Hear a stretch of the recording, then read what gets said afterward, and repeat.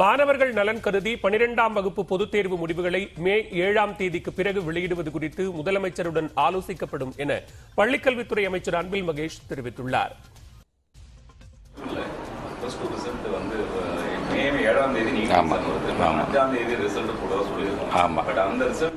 நிறைய பேர் சங்கங்கள் சொல்றாங்க, பத்திரிகை ஊடகத்துறை சந்திக்க நண்பர்கள் சொல்றாங்க. அது நம்ம கலந்து சிஎம் சொல்லி அதை பண்ணிக்கலாம். அது நம்ம ஏன்னா அன்னைக்கு எக்ஸாம் அன்னைக்கு அவங்க அது ரிசல்ட் இருந்துச்சுன்னா பாதிக்கப்படும் என்கிற ஒரு நம்பிக்கை இருந்தது. எந்த சைக்காலஜிக்கலாக அந்த குழந்தைங்க பாதிக்காதவன்னு நம்ம எப்படி பண்ணணும், அதை கண்டிப்பாக அந்த கால் நம்ம எடுப்போம். டெஃபினட்டா சிஎம் சொல்லி அதை நம்ம பண்ணிட்டு பண்ணோம். அது ஒன்று நம்ம. கேரள மாநிலம் திருச்சூர் அருகே செல்போனில் வீடியோ பார்த்துக் கொண்டிருந்த சிறுமி திடீரென செல்போன் வெடித்து சிதறியதில் உயிரிழந்த சம்பவம் அதிர்ச்சியை ஏற்படுத்தியுள்ளது.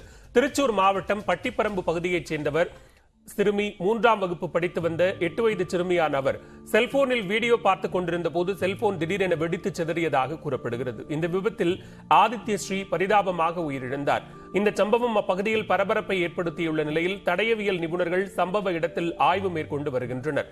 செல்போன் வெடித்துதான் சிறுமி உயிரிழந்தாரா அல்லது வேறு ஏதேனும் காரணமா என்று கேள்வி எழுந்துள்ள நிலையில் போலீசார் தீவிர விசாரணை மேற்கொண்டு வருகின்றனர். தொடர்ந்து 1 நிமிட தொகுப்புகளை பார்க்கலாம். 9 மாவட்டங்களில் 93 கோடி ரூபாய் செலவில் கட்டப்பட்டுள்ள 84 நவீன நெல் சேமிப்பு தளங்களை முதலமைச்சர் மு.க.ஸ்டாலின் காணொலி காட்சி வாயிலாக திறந்து வைத்தார். முதலமைச்சர் ஸ்டாலின் சென்னை தலைமைச் செயலகத்தில் நுகர்பொருள் வாணிபக் கழகத்தின் சார்பில் அரியலூர், மயிலாடுதுறை, புதுக்கோட்டை, திருவள்ளூர், சிவகங்கை, திருச்சி, தஞ்சை, திருவாரூர், மதுரை ஆகிய மாவட்டங்களில் 93 கோடி ரூபாய் செலவில் கட்டப்பட்டுள்ள 84 நவீன நெல் சேமிப்பு தளங்களை காணொலி காட்சி மூலம் திறந்து வைத்தார். திண்டுக்கல் மாவட்டம் கொடைக்கானல் வட்டம் புதுக்காடு கிராமத்தில் 2 கோடி ரூபாய் செலவில் கட்டப்பட்டுள்ள வட்ட செயல்முறை கிடங்கை திறந்து வைத்த முதலமைச்சர் 39 கோடி ரூபாயில் கட்டப்பட உள்ள 63 நேரடி நெல் கொள்முதல் நிலையங்களுக்கும் அடிக்கல் நாட்டினார். இதேபோன்று சென்னையில் முன்னாள் இந்திய கூடுதல் சொலிசிட்டர் ஜெனரல் வி.பி. ராமன் வசித்த வீடு அமைந்துள்ள லாய்ட்ஸ் கார்னர் சாலைக்கு வி.பி. ராமன் சாலை என பெயர் மாற்றம் செய்யப்பட்டுள்ளது.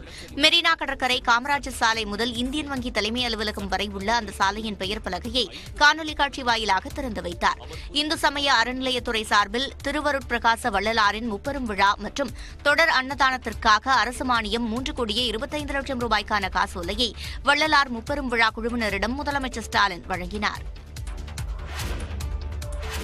தொழிலாளர் தினமான மே 1ஆம் தேதி அனைத்து கிராமங்களிலும் கிராம சபை கூட்டம் நடத்த மாவட்ட ஆட்சியர்களுக்கு தமிழ்நாடு அரசு உத்தரவிட்டுள்ளது. இது தொடர்பாக வெளியிடப்பட்டுள்ள அரசாணையில் மே 1ஆம் தேதி அனைத்து கிராமங்களிலும் ஊராட்சியின் எல்லைக்குட்பட்ட வார்டுகளில் சுழற்சி முறையை பின்பற்றி கிராம சபை கூட்டம் நடத்த உத்தரவிடப்பட்டுள்ளது. கிராம சபை கூட்டங்களை மதச்சார்புள்ள எந்த ஒரு வளாகத்திலும் நடத்தக்கூடாது என்றும் கிராம சபை கூட்டங்கள் நடைபெறும் இடத்தை முன்கூட்டியே பொதுமக்களுக்கு தெரியப்படுத்த வேண்டும் என்றும் உத்தரவிடப்பட்டுள்ளது. கிராம சபை கூட்டத்தில் நடைபெறும் நிகழ்வுகள் குறித்து பிரத்யேகமாக உருவாக்கப்பட்டுள்ள செயலியில் பதிவு செய்யவும் உத்தரவிடப்பட்டுள்ளது. அண்ணா மறுமலர்ச்சி திட்டம், மகாத்மா காந்தி தேசிய ஊரக வேலை திட்டம், பிரதம மந்திரி ஊரக குடியிருப்பு திட்டம் உள்ளிட்டவை குறித்து கூட்டத்தில் விவாதிக்க அறிவுறுத்தப்பட்டுள்ளது.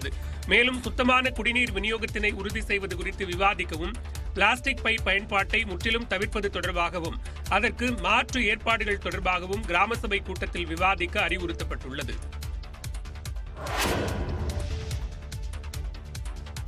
உலக பிரசித்தி பெற்ற கேதார்நாத் கோவில் பக்தர்கள் வழிபாட்டிற்காக திறக்கப்பட்டது.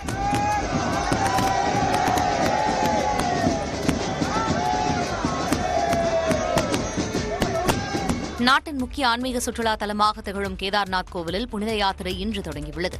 இதில் பங்கேற்க ஆயிரக்கணக்கான பக்தர்கள் அங்கு குவிந்துள்ளனர். புகழ்பெற்ற அந்த சிவன் கோவில் 20 குவிண்டால் மலர்களால் அலங்கரிக்கப்பட்டிருந்தது. பாதுகாப்பு பணிகளில் ஏராளமான காவல்துறையினர் ஈடுபட்டிருந்தனர். ராணுவத்தின் இசைக்குழு சார்பில் இசை வாத்தியங்கள் இசைக்கப்பட்டு யாத்திரை தொடங்கியது.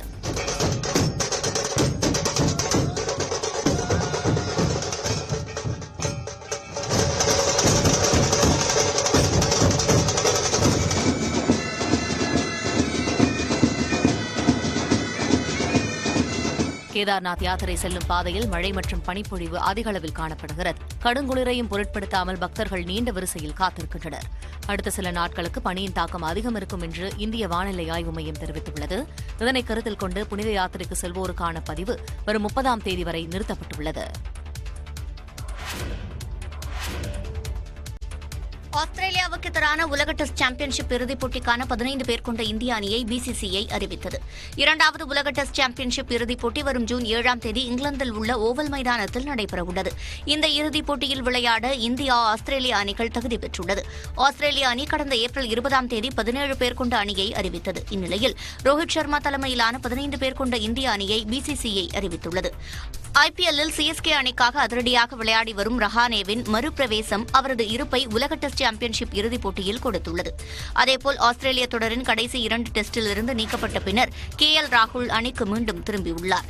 விக்கெட் கீப்பராக KS பரத் அறிவிக்கப்பட்டுள்ளார். அறுவை சிகிச்சை காரணமாக ஸ்ரேயஸ் ஐயரும், விபத்து காரணமாக ரிஷப் பந்தும் அணியில் இடம்பெறவில்லை. சுழற்பந்து வீச்சாளர்கள் ரவீந்திர ஜடேஜா, ரவிச்சந்திரன் அஸ்வின் மற்றும் அக்ஷர் பட்டேல் ஆகியோர் அணியில் இடம் பிடித்துள்ளனர்.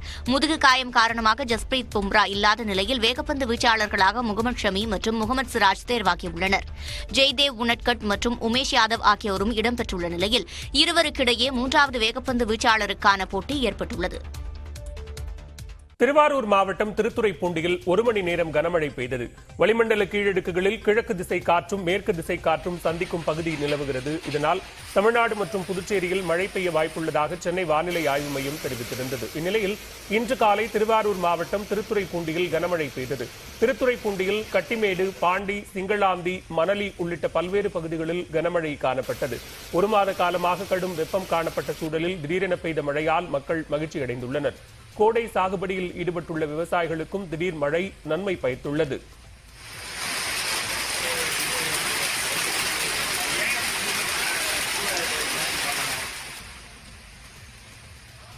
மதுரை மாவட்டம் திருப்பரங்குன்றத்தில் சுரங்கப்பாதையில் தேங்கியிருந்த மழைநீரில் அரசு பேருந்து சிக்கிக் கொண்டது.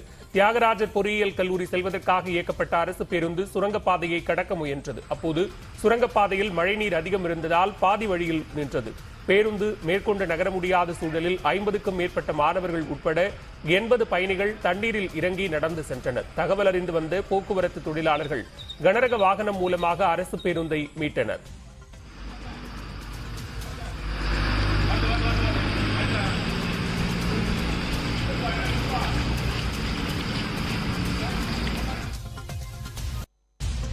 நாகை மாவட்டம் வேதாரண்யம் அருகே மின்னல் தாக்கி பெண் உயிரிழந்தார். பஞ்சநதிக்குளம் நடுசெய்தி கிராமத்தைச் சேர்ந்தவர் லதா. இவர் வீட்டின் பின்பக்கம் வேலை பார்த்துக் கொண்டிருந்த போது மின்னல் தாக்கி உயிரிழந்தார். மின்னல் தாக்குதலில் 4 ஆடுகளும் இறந்தன. கரூர் மாவட்டம் குளித்தலை மற்றும் அதன் சுற்றுவட்டாரங்களான மருதூர், தண்ணீர்பள்ளி, மணத்தட்டை, லாலாப்பேட்டை உள்ளிட்ட பகுதிகளில் அரை மணி நேரத்திற்கு மேலாக லேசான மழை பெய்தது.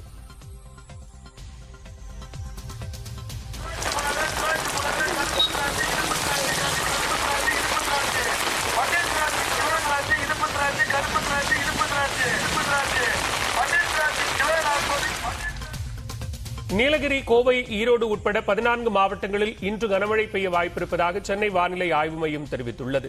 இது தொடர்பான அறிவிப்பில் வளிமண்டலத்தின் கீழடுக்குகளில் கிழக்கு திசை காற்றும் மேற்கு திசை காற்றும் சந்திக்கும் பகுதி நிலவுவதால் தமிழ்நாடு, புதுச்சேரி மற்றும் காரைக்கால் பகுதிகளில் இடி மின்னலுடன் மிதமான மழை பெய்யக்கூடும் என்று தெரிவிக்கப்பட்டுள்ளது. நீலகிரி, கோவை, ஈரோடு, திருப்பூர், சேலம், நாமக்கல் மாவட்டங்களிலும் கரூர், திண்டுக்கல், மதுரை, தேனி மாவட்டங்களிலும் விருதுநகர், தென்காசி, திருநெல்வேலி மற்றும் கன்னியாகுமரி மாவட்டங்களிலும் கனமழை பெய்ய வாய்ப்புள்ளது. வரும் 29ஆம் தேதி வரை தமிழ்நாடு மற்றும் புதுச்சேரியின் ஒரு சில இடங்களில் மிதமான மழை பெய்ய வாய்ப்புள்ளதாக கணிக்கப்பட்டுள்ளது. சென்னையை பொறுத்தவரை 48 மணி நேரத்திற்கு வானம் ஓரளவு மேகமூட்டத்துடன் காணப்படும் என்றும் நகரின் ஓரிரு இடங்களில் இடி மின்னலுடன் கூடிய மிதமான மழை பெய்யக்கூடும் என்றும் தெரிவிக்கப்பட்டுள்ளது. கடந்த 24 மணி நேரத்தில் நீலகிரி மாவட்டம் பில்லிமலை எஸ்டேட், கோவை மாவட்டம் சின்னக்கல்லாறு பகுதிகளில் தலா 7 சென்டிமீட்டர் மழை பதிவாகியுள்ளது. மன்னார் வளைகுடா, குமரிக்கடல், தென் தமிழக கடலோரம், லட்சத்தீவு மற்றும் தென் கேரள கடலோர பகுதிகளில் சூறாவளி காற்று வீசக்கூடும் என்று மீனவர்களுக்கு எச்சரிக்கை விடுக்கப்பட்டுள்ளது. தொடர்ந்து விரைவுச் செய்திகளை பார்க்கலாம். மதுரையில் கள்ளழகர் வைகை ஆற்றில் இறங்கும் நிகழ்விற்கான ஏற்பாடுகளை மாவட்ட ஆட்சியர் நேரில் பார்வையிட்டார். மதுரை சித்திரை திருவிழாவில் கள்ளழகர் வைகை ஆற்றில் எழுந்தருளும் விழா மே 5ஆம் தேதி நடைபெறவுள்ளது. விழா நடைபெறும் வடகரை ஆழ்வார்புரம் பகுதியில் மாவட்ட ஆட்சியர் அனீஷ் சேகர், மாநகர காவல் ஆணையர் நரேந்திரன், மாநகராட்சி ஆணையர் சிம்ரன்ஜித் சிங் ஆகியோர் நேரில் ஆய்வு செய்தனர். குடிநீர், கழிப்பிடம், மருத்துவ உதவி, தடுப்பு வேலி, கண்காணிப்பு கோபுரங்கள், சிசிடிவி கேமராக்கள் அமைப்பது குறித்தும் ஆய்வு செய்யப்பட்டது. கள்ளழகர் வைகை ஆற்றில் இறங்கும் விழாவிற்காக மே 5ஆம் தேதி உள்ளூர் விடுமுறை அளிக்கப்பட்டுள்ளது. எந்த ஒரு நெரிசலும் இல்லாமல் மக்கள் சுமூகமாக இந்த தடவை சாமி கும்பிடுறதுக்கும் இந்த திருவிழாவில் பங்கேற்பதற்கும் அனைத்து ஏற்பாடுகளும் முன்னெச்சரிக்கையுடன் எடுத்துக்கொள்ளப்பட்டு வருகின்றது. பட்டியலின சமூகத்திலிருந்து கிறிஸ்தவர்களாக மதம் மாறியவர்களுக்கு இடஒதுக்கீடு வழங்கும் தீர்மானத்தை ரத்து செய்ய வேண்டும் உள்ளிட்ட கோரிக்கைகளை வலியுறுத்தி தமிழ்நாடு ஆளுநர் ஆர் என் ரவியை சந்தித்து பாஜகவினர் மனு அளிக்க உள்ளனர். பாஜக பட்டியலணி மாநில தலைவர் தடா பெரியசாமி தலைமையில் சென்னை ராஜ்பவனில் ஆளுநர் ஆர் என் ரவியை இன்று மாலை சந்திக்கின்றனர். அப்போது பஞ்சமை நிலத்தை பாதுகாத்திட சிறப்பு சட்டம் இயற்றவும் மற்றும் பட்டியலின மக்களுக்கு ஒதுக்கப்படும் மத்திய அரசின் நிதியை தமிழக அரசு செலவு செய்யவில்லை என்றும் புகார் அளிக்கவும் உள்ளனர். இந்த சந்திப்பின் போது பாஜக மாநில துணைத் தலைவர் வி பி துரைசாமி உள்ளிட்டோரும் பங்கேற்கின்றனர். தெலங்கானா மாநிலம் ஐதராபாத்தில் காதலிக்க மறுத்த இளம்பெண்ணை இளைஞர் கத்தியால் தாக்கிய சம்பவம் அதிர்ச்சியை ஏற்படுத்தியுள்ளது. சாலையில் இருசக்கர வாகனத்தில் சென்ற பெண்ணை மறித்த இளைஞர் பெண்ணின் கழுத்தை கத்தியால் அறுக்க முயன்றார். கழுத்தில் காயம் ஏற்பட்ட நிலையில் இளம்பெண் கத்தி கூச்சலிட அக்கம்பக்கத்தில் இருந்தவர்கள் திரண்டனர். அந்த இளைஞர் பெண் மீது மேலும் தாக்குதல் நடத்தாமல் தடுத்த பொதுமக்கள் தர்மாடி கொடுத்து காவல்துறையினரிடம் ஒப்படைத்தனர். ஒருதலை காதல் விவகாரத்தில் பெண்ணின் கழுத்தை இளைஞர் அறுத்தது விசாரணையில் தெரியவந்துள்ளது.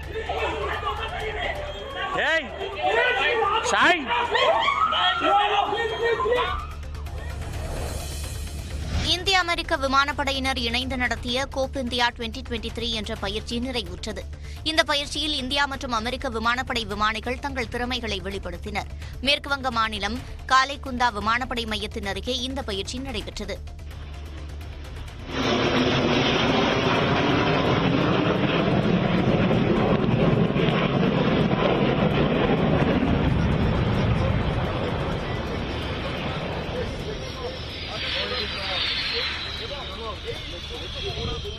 இந்திய விமானப்படை சார்பில் தேஜஸ், ரஃபேல், ஜாக்வார் மற்றும் சுகோய் 30 ஆகிய போர் விமானங்களும் அமெரிக்காவின் F-15 வகை போர் விமானங்களும் இந்த பயிற்சியில் பயன்படுத்தப்பட்டன. கடந்த 10ஆம் தேதி தொடங்கிய பயிற்சி திங்கட்கிழமை நிறைவு பெற்றது. மல்யுத்த வீராங்கனைகளுக்கு பாலியல் தொல்லை அளிக்கப்பட்ட வழக்கில் இந்திய மல்யுத்த கூட்டமைப்புக்கு உச்சநீதிமன்றம் நோட்டீஸ் அளித்துள்ளது. இந்திய மல்யுத்த கூட்டமைப்பு தலைவர் பிரிஜ் பூஷன் சரண் சிங் வீராங்கனைகளுக்கு பாலியல் தொல்லை அளித்ததாக கூறி பிரபல மல்யுத்த வீரர் வீராங்கனைகள் டெல்லி ஜந்தர் மந்தரில் போராட்டம் நடத்தினர். பிரிஜ் பூஷன் மீது நடவடிக்கை எடுக்க கோரி உச்சநீதிமன்றத்திலும் வழக்கு தொடுக்கப்பட்டுள்ளது. இந்த வழக்கை தலைமை நீதிபதி அமர்வு விசாரணை நடத்தியது. அப்போது மூத்த வழக்கறிஞர் கபில் சிபில் வீராங்கனைகளுக்காக வாதிட்டார். உரிய ஆதாரங்கள் இருந்தும் காவல்துறை எஃப்ஐஆர் பதிவு செய்ய மறுப்பதாகவும் அவர் வாதிட்டார். இதனை ஏற்ற நீதிபதி மல்யுத்த கூட்டமைப்பு, அதன் தலைவர், காவல்துறை அதிகாரிகள் உள்ளிட்டோருக்கு நோட்டீஸ் வழங்க உத்தரவிட்டார். வரும் வெள்ளிக்கிழமைக்குள் பதிலளிக்க வேண்டும் என்று உத்தரவிடப்பட்டுள்ளது. சென்னையில் ஆபரண தங்கத்தின் விலையில் சவரனுக்கு 120 ரூபாய் அதிகரித்துள்ளது. சர்வதேச சந்தையில் ஏற்பட்டுள்ள மாற்றம் மற்றும் அமெரிக்க டாலருக்கு நிகரான ரூபாய் மதிப்பின் சரிவு காரணமாக தங்கத்தின் மீதான முதலீடு அதிகரித்துள்ளது.